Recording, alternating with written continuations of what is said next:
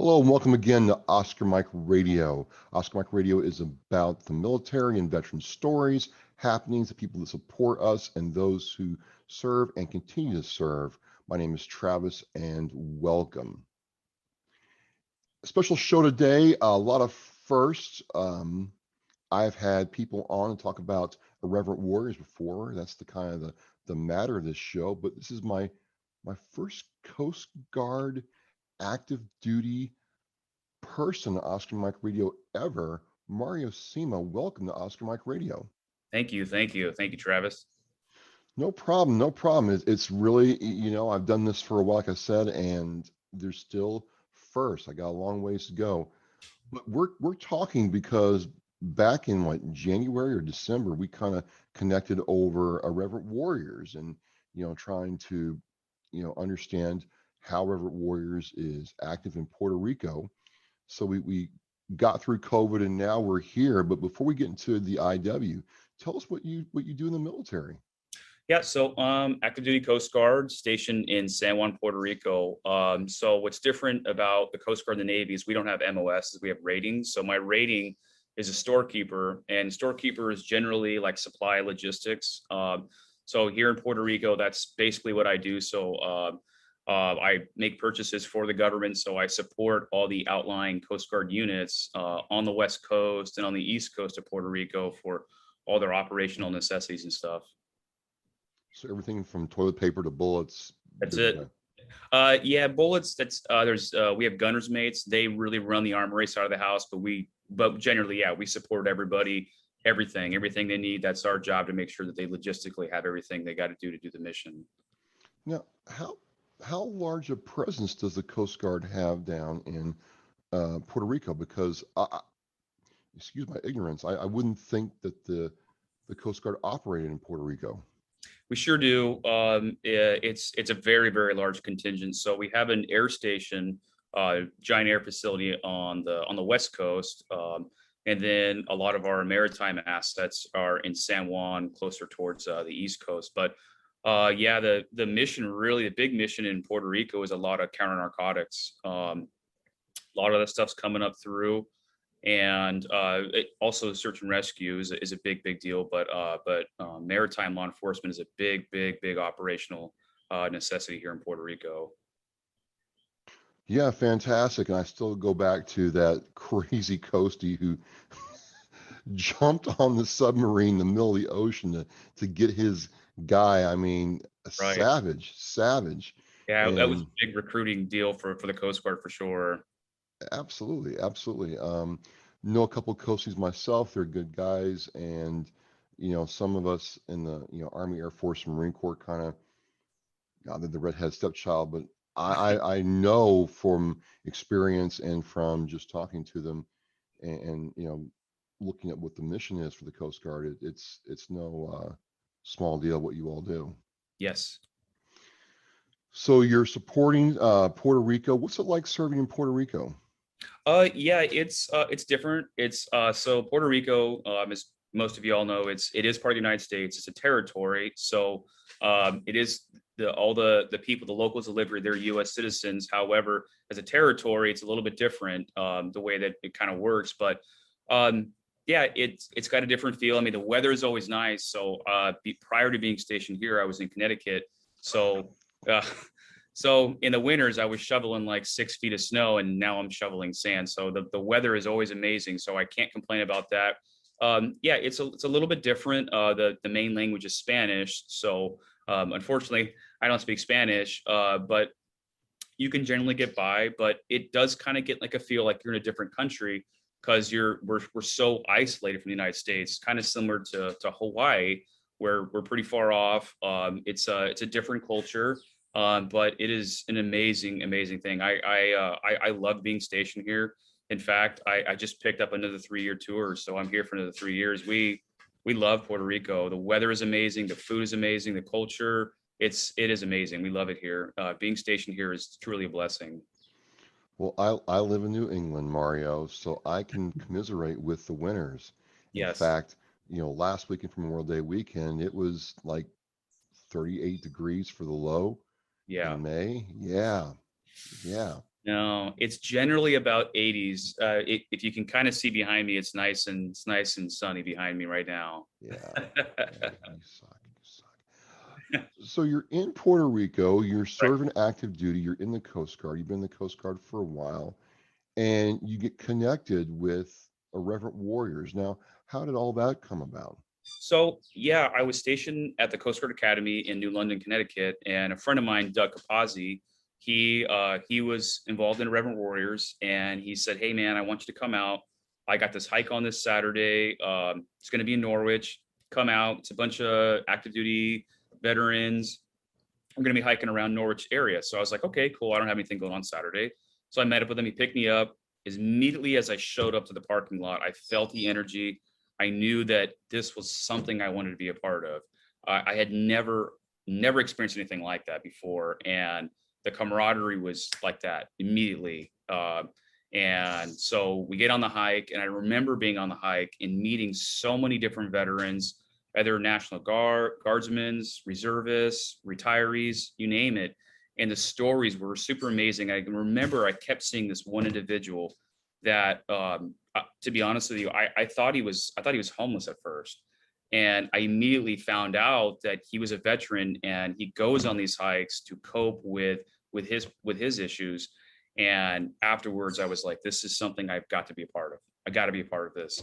And so the next year, I got orders for San Juan, Puerto Rico, and unfortunately, I missed the next Norwich hike by like a month. In fact, when I got stationed here, your household goods in your car, it takes like a month or two to get sent down here. So you're living in a hotel for a while. So we were living in this area called Condado, which is near San Juan. We were in a hotel, in a Hilton hotel, for like 2 months. And I remember Doug FaceTiming me on the hike, and I was just like, man, I really wish I was on the hike. There was so much fun.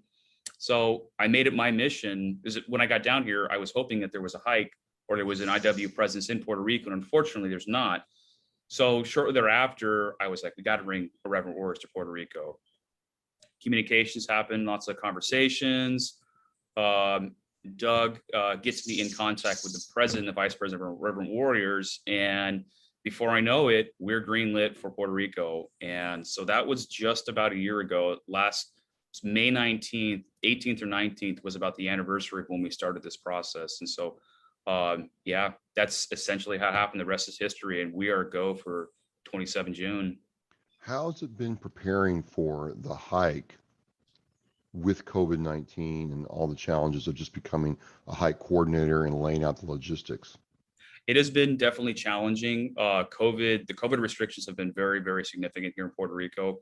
For obvious reasons, in Puerto Rico, it's really isolated, and the hospital structure is very, very it's really fragile.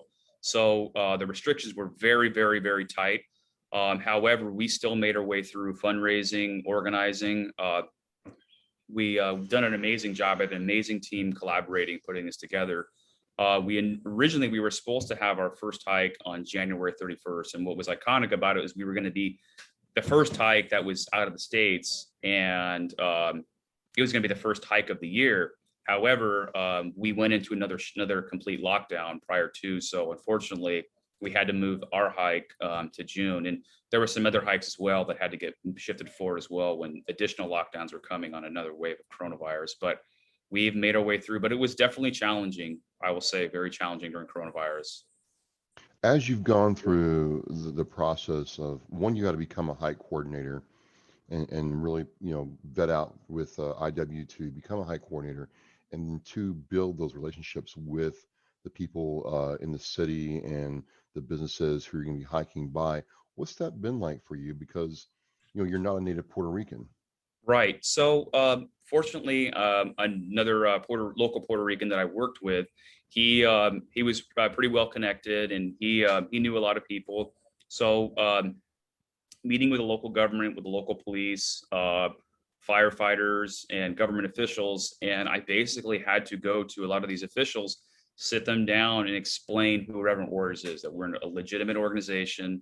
Unfortunately, there's been a lot of nonprofits that have come to Puerto Rico and kind of abuse the system. And so immediately they're kind of like, who are these people? So I had to break it down to them, translate a lot of stuff. I had my translator with me explaining to the local officials that we're legitimate. We are specifically for the veteran community, for Puerto Rican veterans, U.S. veterans. This is a great organization. We're legitimate. We want to have your support. So a lot of meeting with those government officials, meeting with them, and letting them know that we're legitimate. Awesome, awesome. So you're doing all this and you're getting ready to go. I guess the other thing is just how many veteran slash active duty service personnel are there in the Puerto Rico area? So as far as active duty, the two major military components that are in Puerto Rico is Coast Guard and Army. So there is a significant Army base at Fort Buchanan, which is not about 10 minutes away from San Juan. It's in the Guaynabo area. There's a significant Army presence there. The rest is National Guard, some reservists of all the other branches.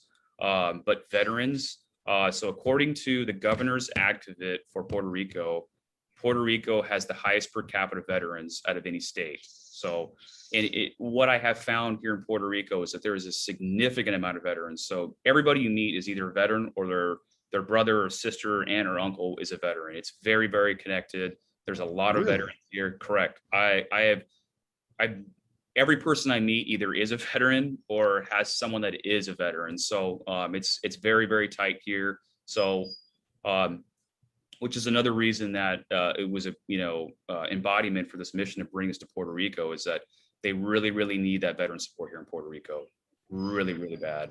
Yeah, before we get into some of the highlights, I was going to ask you what in Puerto Rico, what are some of the challenges that veterans face if there's that many? I had no idea that there was that the numbers for Puerto Rico were that high. So what are the challenges that they face? Yeah, a lot of the challenges, it's there are some veterans groups like VFW, American Legion. In fact, actually, the Navy League of Vieques is one of our supporters. So they're really cool. Vieques is an island that's an offshoot of Puerto Rico. It's an island that's next to Puerto Rico. It's part of Puerto Rico. But yeah, it's just there's just the challenges of being in Puerto Rico, and so to complement that as being a veteran and getting a lot of that support is just difficult here. And so I guess the way I can kind of explain it is in the States, like if you were in Connecticut, you're going to see a lot of American Legion, VFWs. You don't see that here as much. You're not going to see a VFW American Legion building on every corner, that kind of stuff. They are here, but it's just not as profound as in the States. So those veteran groups and those networks, those veteran support groups really are needed here. So you have a lot of veterans to pull from, a lot of veterans, looking for an outlet like this. Yeah. So what's been the response when you announced the hike? How did that go over in that community? Oh, they're surprised. So I'll do a lot of thankfully, the Coast Guard Exchange has allowed me to sit outside and kind of get the information out. So I've been super supportive of them, and sitting outside, meeting a lot of these veterans. They're like, wow, this is amazing. I want to be a part of this. I want to sign up. And they're just, a lot of them don't know what Irreverent Warriors is. So it's amazing getting this exposure out to them and, getting them to sign up. And, ideally what would be amazing is, every single year this hike comes back and these veterans grow and grow and grow, and our numbers, expand. Great, great. So you're doing the hike. When's the hike? The hike is 27 June. Oh, that's not too far away, 22 days away as we're Yeah. talking here early on a Saturday morning. So you're ramping up for that. And I got to ask, because I did the Nashville hike and it was my first hike, and I didn't realize, I didn't think about it, that Nashville would have hills. Nashville had a lot of hills. How long's your hike? It's a little over 6 miles. Well, that's cool. Yeah. That's cool. Are you going to have stops along the way and little surprises for the people? So unfortunately for this hike, we're not going to have like a lot of the hikes will have like establishment stops, restaurants, that kind of stuff. Unfortunately, we're not going to be allowed to do that this year. Maybe next year we'll be able to do something like that. But it's we have a few designated checkpoint stops where you're going to stop, get some water, take a break momentarily. But there's some super iconic places you're going to see. You're going to see the Capitolo. You're going to see the water, the low road, the high road. A lot of the iconic Puerto Rico stuff. We're starting at El Morro. El Morro is a Spanish castle that was built prior to the United States taking Puerto Rico. It used to be a Spanish colony. So one of the castles is where we're starting and stopping. Is an iconic place. So super, super neat. But yeah, you'll see some really cool sights along the way. Awesome, awesome. So 6 miles, no big deal even for an old dude like me. And there's no excuse to not go. Right. Can people still sign up for the hike? They Or still you? can, correct. Still can cite. We encourage people to sign up. Unfortunately, the hike shirts that closed, we have to give Eventbrite and the vendor enough time to make sure the stuff gets down here. But yeah, we encourage people get on, sign up. But the we want to make sure that people are following the COVID restrictions right now. So there still is some significant COVID restrictions. So if you Really? go, yeah. So if you go onto our Facebook page, we've got a lot of that outlined on there. I've been putting it out through the Eventbrite email. So if you register, you're going to get emails, and we're updating everybody on some of the restrictions that are going on. Well, that's fantastic. That's fantastic that you're able to, pivot through COVID and adjust and deliver a great experience. And I'm sure you're going to have a lot of hikers there. Um, what should I expect? Like if I came from the U.S. and was flying down, what would I expect when I, rolled up, Saturday morning for the hike? So when you show up, what you're going to expect is we're going to be playing some music. You're going to expect to get registered through. We want to get people through relatively quick. As of right now, it could change, but right now the government is requiring, even if you're vaccinated, to hike, you have to have a negative COVID test within 72 hours. So what will happen is you're going to go through a COVID choke point. We're going to make sure that you actually did register. We're going to verify some of the COVID tests, and then you're going to go into El Morro, momentarily hang out. We're going to play the national anthem, Puerto Rico national anthem, and then we're going to step off at 07 stepping off, and then hiking 6 miles. And like I said, we'll have some checkpoints. So you'll take some brief momentary breaks. You'll see some iconic cool places, and we're in small groups, so we have to socially distance. So as of right now, it's going to be groups of 20. So there'll be a group of 20 people. We'll take off, wait a couple minutes, and the next group goes. Yeah, that's kind of how Nashville worked. It Yeah. was, stage groups about 20, 25, and it's about a 2 minute, lag time between groups. It worked out real well. Yeah. Well, awesome. Now, and I was going to ask too, have you been able to, work with coordinators from the U.S. to kind of help you get started in Puerto Rico? Yeah, so there are some coordinators. Doug Capazzi, he's a local coordinator, district, and a national. He's going to be coming down. I believe there are some other coordinators going to come down. They're going to give us a hand as well. Generally, anybody in IW leadership, if we show up to a hike, it's expected that you're going to be assisting. So we help each other out. So if you're in IW leadership and you're coming down, we're putting you to work. Nice, Yeah. nice. Well, this just sounds very amazing how you've taken this and ran with this. And so I kind of, was curious, how has this process, you haven't done the hike yet, but how has going through this changed you or impacted your life in military service? Oh, it definitely it is like a second job to me, but it's so validating. It makes me feel so good that I'm doing something. I'm doing something for Puerto Rico. Like I said before, a lot of the veterans here need that support. There's not as much as maybe as if you were in Connecticut or New England.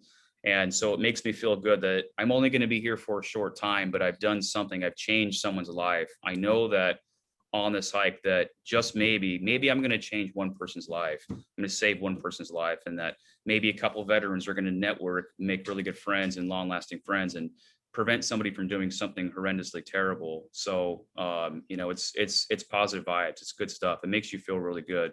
That it's a lot of work. I'm not going to lie, it's stressful. It's very stressful. All of our coordinators, it's hard putting anything together, but but it is so fulfilling and makes you feel good. And that, maybe, I'm going to transfer out of here someday, and I'll come back 10 years later on vacation and see the hike that we started 10 years ago. So that's fulfilling and makes me feel good that I've changed and positively changed veterans and active duty reservists, National Guard, and retirees' lives. That's a really interesting point. I never thought about that because a lot of the coordinators I've talked to in the past got out of the military. They put down roots in their hike town, if you will, Right. and they're planning on growing this there at a static location. And Right. you're right. There's very likely that you're going to transfer out of the Yeah. city station, go somewhere else, but be able to come back, 5, 10 years later and see Yeah.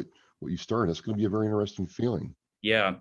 Yeah. And ideally I would like to give it to somebody that's going to be here for a while. So it's as coordinators, if we're leaving, it's very important that we're passing that torch to the right person, because you want this to continue every year. You want veterans to have this network, to get together. Awesome, awesome. So the hike is June 27th. Correct. All right, and 07 step off time. Yep. All the information is on the Facebook page and Eventbrite page. Yeah. So we highly recommend everybody go to IWPR, request it. There'll be a couple questions we want to validate, you're actually legit. We'll let you in. But the Eventbrite page, you can go on to Irreverent Warriors events, scroll down to Puerto Rico, click on Puerto Rico. That's the Eventbrite page. So you have to register to be on the hike, but Eventbrite page, make sure you're registered, but follow our Facebook group. A lot of the information gets posted out there. So a lot of good stuff about hotels, updated COVID restrictions, executive orders, what to expect, that kind of stuff. Awesome, awesome. Well, Mario, it has been great talking with you. I've talked to coordinators who've done this for a while, a Right. couple new ones. This, again, ladies and gentlemen, this is a first for me. My first active duty Coast Guard personnel ever. And I didn't know that we had a station in Puerto Rico. I also didn't know we had a station in Memphis, Tennessee. I'm driving with Brian Walker in the VFW, and he's like, "Yeah, the Coast Guard's right over there." I'm like, "What's the Coast Guard doing inland?" Anyway, Yeah. just really a special branch of our defense network, and I'm excited to see how Puerto Rico goes. And the shirts, ladies and gentlemen, are fire. Like I gotta tell you, I think you brought the. I think you've stepped up your game versus Tennessee. Andy's going to be Awesome. mad at me, but I think that's the case. But, Yeah. but seriously, I think your desire to do stuff for veterans is going to pay dividends, down the road. And it's been great talking with you. Awesome. Thank you very much. Well, ladies and gentlemen, as we say in Oscar Mike Radio, we are mission in flight. It's all going to go in flight on the 27th. I want to thank Mario, Chief Petty Officer in the Coast Guard, for talking with me. And sir, I'm going to call you sir. Have a savage day. All right.